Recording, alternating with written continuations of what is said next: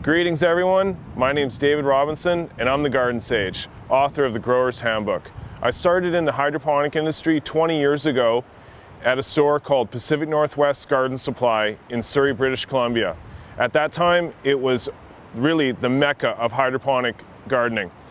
After 10 years in Surrey, I opened Pacific Northwest Garden Supply in Nelson, British Columbia. Welcome to my store.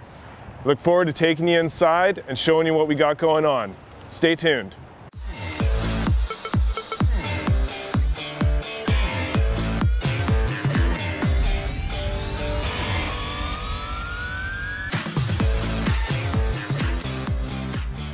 After 20 years of working with the gardeners in BC, helping them achieve the best yields they can, I've come to realize that there are factors that go into maximum yield. The number one factor being genetics.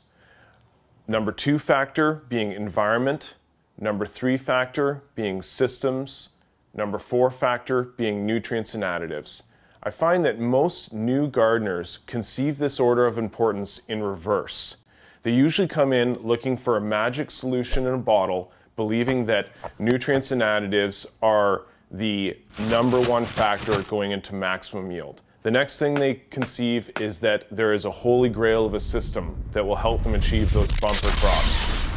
And then, of course, they may start to look at their environment, but often overlooked is the original foundation, the whole reason why we're gardening, the genetics that we're working with.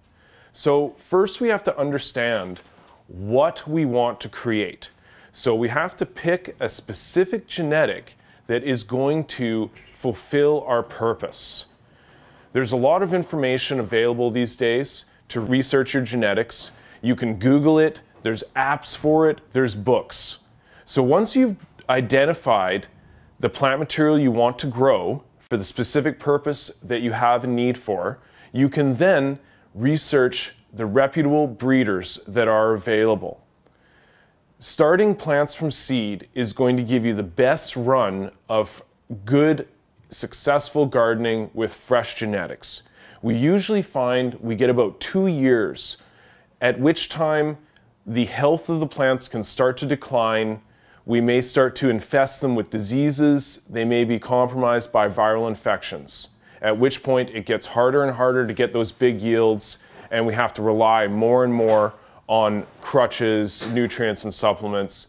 So if we take the time to take our favorite genetics and obtain a favorable breeding counterpart, perform a true breeding, generating new seed, and then taking the time to sprout that seed, identify favorable phenotypes, which you can then carry on for a couple more years to come with super successful gardening.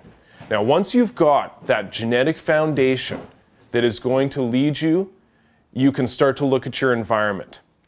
Now, solid reasoning showing that genetics is the number one factor is explained in the concept that if we take awesome genetics, put it in a mediocre environment, our results are usually still very good. If we take mediocre genetics, putting it in an ideal environment, our results are usually still average. So we're not bringing a pony to a horse race. We're going to figure out what genetics we need, what they're for. We're going to identify the best sources, obtain them, and then care for them in a sustainable manner. So the next video, we're going to look at environmental conditions and how we can support maximum yield from good genetics.